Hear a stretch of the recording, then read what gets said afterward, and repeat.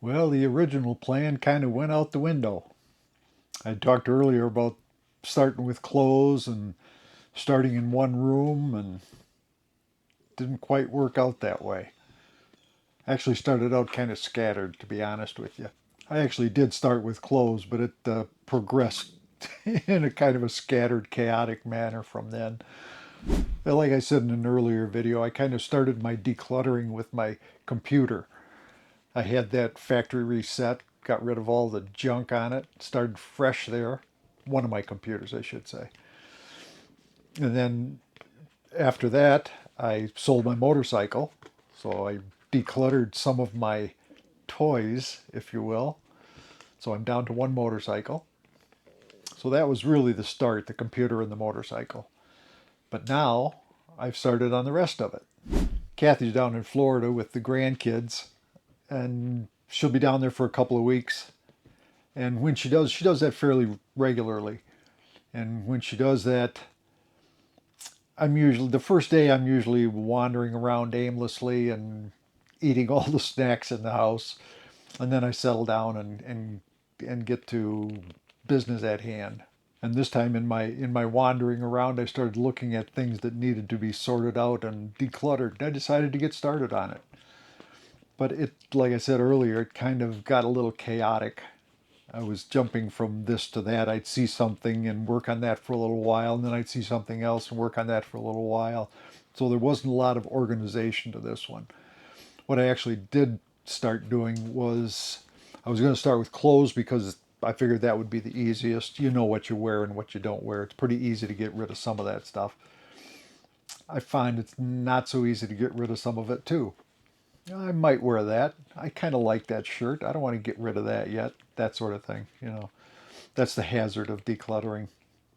But as I was decluttering some of my clothes, I noticed some other things. I had a shelf in the closet in the computer room, in our craft room, if you will, and it had boxes. Now I'm not talking about shipping boxes. I'm talking about boxes that things came in. Like you get a good example here is I have a couple of flash attachments for my digital single lens reflex camera, my DSLR. So I have a couple of flash attachments for that. Well, they're identical flash attachments, and they came in a box naturally. Well, I have a hard time getting rid of those boxes that things come in. I want to hang on to them for a while, make sure everything's okay. And sometimes they have instruction manuals in them or warranty information, or sometimes they have a little accessory here and there. That what do you do with that accessory if you pitch the box out? And if the thing doesn't work out and you need to send it back, you need the original packaging. So that's really the main reason I hang on to that stuff in case the item has to go back. They don't very often go back. So I ended up with this shelf full of boxes. Like I said, the flash attachment was a good example because I had two of them. They're identical. The warranty information instruction manuals are all identical, but I kept both boxes and kept all the packaging and stuff that was in them. They've been up there for a couple of years, probably 3 or 4 years. Time for them to go. And that was just an example. I've got some solid state drives for the computer too, and I have three of them, and they're all the same. And those boxes are identical too, and they all three of them were up there, so that those got chucked. But I pulled all the boxes down, decided on the ones I really did want to keep for one reason or another, and I got rid of the other ones. Long overdue, long overdue.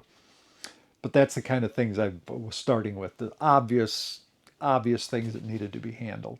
And another thing I did in my chaotic state was I have we have two closets, a walk-in closet in our bedroom and then another closet in another bedroom that we use for seasonal clothes. My short sleeve shirts are in there in the winter and long sleeve in the summer. You probably have something similar to that.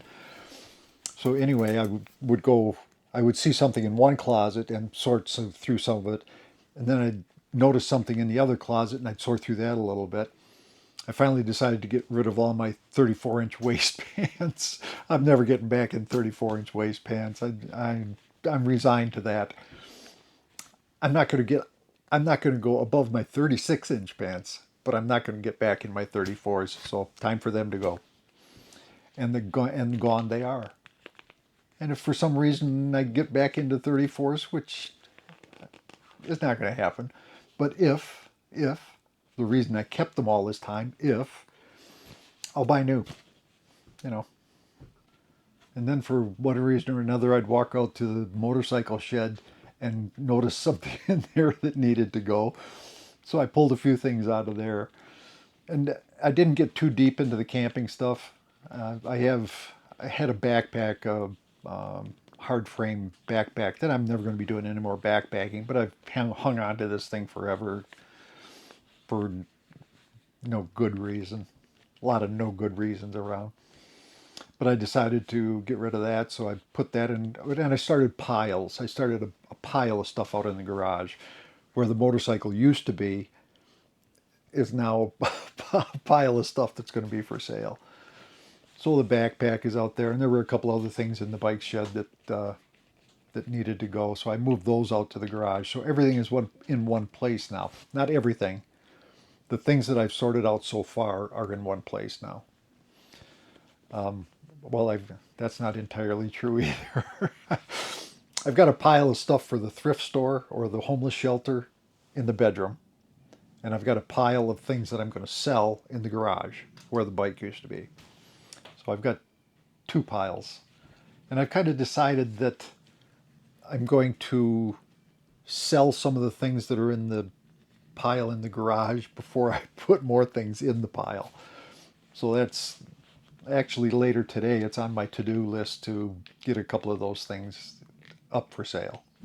So the things that I've done in an effort to declutter a little bit have been since Kathy left. And I'm trying to not make it too traumatic for her when she returns. So I'm going to try and sell some of the things in the garage while she's gone. She'll be gone for another week and a half, so it's possible I'll be able to get rid of some of that stuff before she gets back, which will be nice. And I've decided that some of the bigger, heavier things I'm going to use Facebook Marketplace. Had really good luck with that when we left Wisconsin. You price stuff right, and it's the things we sold in Wisconsin went really well. And I'm hoping for the same thing down here. So we'll see. Some of the smaller things, or maybe the more pricey things, I'm going to put on eBay. I've got an eBay account that I haven't used in quite a while, but it's still, I won't say still active, but the account is still active. So I'll put a few things on there and see how that goes.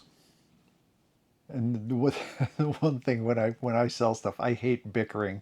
I hate bargaining, price. That's why I hate buying cars, because I just don't enjoy that negotiating prices. So when I sell something, I sell it for a good price and I don't bicker. I say, it's a good price. If you want it for that price, great. If you don't, that's fine too. So that's just the way I have to do it. I don't dicker. And in the last video I did on decluttering, I mentioned a couple of books. I went ahead and ordered the Gentle Art of Swedish Death Cleaning. I mean, you got to buy this book just based on the title, don't you? I'd never heard of anything like that before, but the title definitely got my attention, and I got it started. I started it on Wednesday, and so far I'm really enjoying it. I'll probably do a little review of it, or give details on it once I get farther into it, or maybe when I finish it. I got a little story for you, a little off topic here. So I started reading the book while I was waiting for my motorcycle to be serviced over in Chattanooga on Wednesday. I had an appointment to have some service done. I'll take the book with me and read it while I'm there. And a little off topic here, but the the ride back and forth was interesting. I was watching the weather. It's about an hour and a half from home, the ride to the dealership. And I was watching the weather, and it was not good. It turned out the weather changes quickly, like it does most places. And it ended up being a really nice ride in. It was foggy about halfway there, but the ride was fine, and I got to the dealership with just a couple of sprinkles right towards the end. And then I was there for 5 hours with the service, got started on the book. And when I when I left, it was really nice in Chattanooga. Blue sky, patches of blue sky, some clouds, but it was nice. And when I got into the gorge, about halfway through the gorge, it started to rain, and I thought it might because the clouds were not friendly clouds. So anyway, about halfway through the gorge, it started to rain, and things being what they are when you're on a motorcycle and it starts to rain, sometimes you stop and put rain gear on, sometimes you don't. Well, this time I decided not to. I was on the way home. If it had been on the way to the dealership, I would have stopped and put rain gear on because I didn't want to sit for 5 hours wet. But anyway, about halfway through the gorge, 25 miles or so from home, it started to rain. It rained pretty good.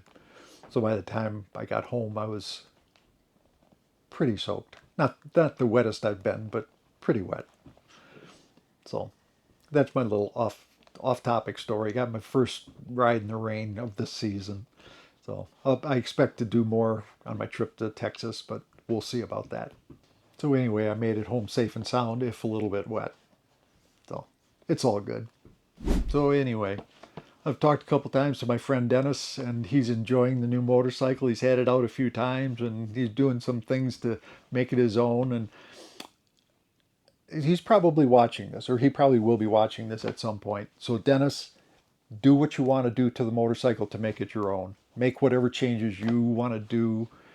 It's perfectly fine with me. Don't worry about my feelings for the motorcycle. I had my time with it. Now it's your time with it. So go for it. Whatever you want to do is good.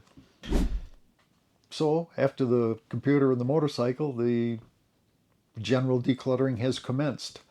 I may decide to organize the decluttering here once I get into it a little bit more, but for right now, like I said, it's pretty chaotic, but it's coming along. It's started anyway, and that, for me, that's the hard part, sometimes getting started. So that's underway.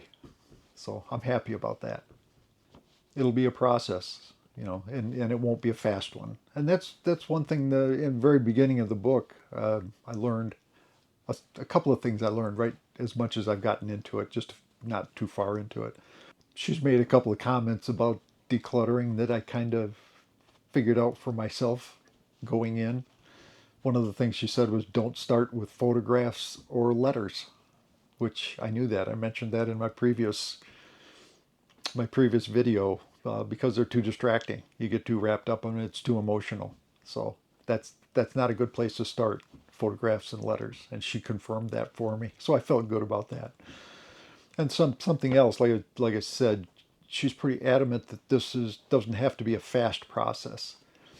It's a slow process. It's an ongoing process. It's not all going to be done in a week. At least it's not going to be all be done in a week here. And as far as the upcoming videos, I'm not going to be doing weekly decluttering videos, but I'll do update videos from time to time to see how it's progressing, see how I'm feeling about the progress. Plus, I'll be leaving for Texas in a couple of weeks, and that'll be I think a week and a half trip. I think that's what I figured. So I'll try and do some updates while I'm gone. I might do cycling a cycling video coming up here, but I will try and post something from the road, whether they'll be shorts or something more. I don't know. Depends on how much time I have. So thanks for stopping in again. I appreciate you being here. As always, I do appreciate it. Like, subscribe, share, comment, all that stuff. Follow the journey. Follow the decluttering journey if you'd like. Follow the motorcycle journey if you'd like. And who knows what else might come up. So I'll talk to you down the pike. Peace and joy.